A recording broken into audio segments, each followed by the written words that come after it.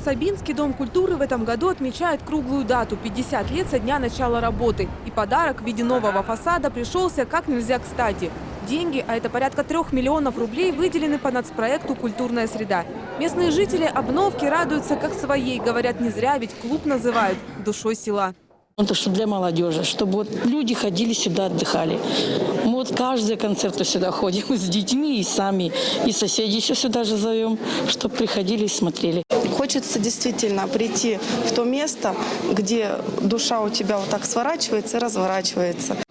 В ДК работает 14 кружков для детей и взрослых. На досуге поют, танцуют и даже занимаются пилатесом. В клубе всегда полно людей, поэтому деньги, вложенные в это направление, окупаются довольными жителями и занятыми детьми. Местные власти в силу возможностей поддерживают творческую жизнь, но делать это непросто. В Бийском районе больше 2 десятков домов культуры. Что самое главное, чтобы у нас зимой было тепло во всех учреждениях, поэтому в первую очередь мы готовим котельные, какие-то мероприятия, и котлы закупаем, и трубы меняем, то есть и какие-то линии. В общем, в первую очередь это именно подготовка к зиме.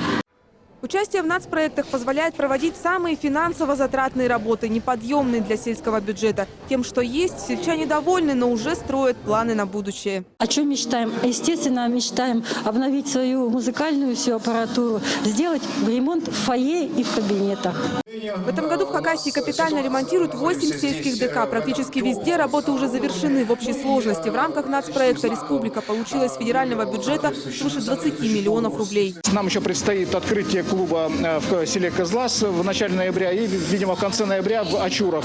А так практически нигде никаких срывов не было, так что в этом смысле Хакасия сработала хорошо. На следующий год надо понимать, что национальный проект – это живая ткань.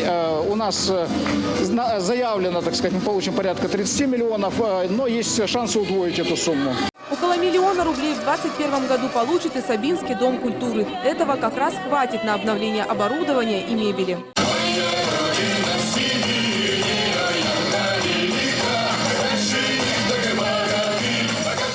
Юлия Свинцова, Антон Михайлов, ТС.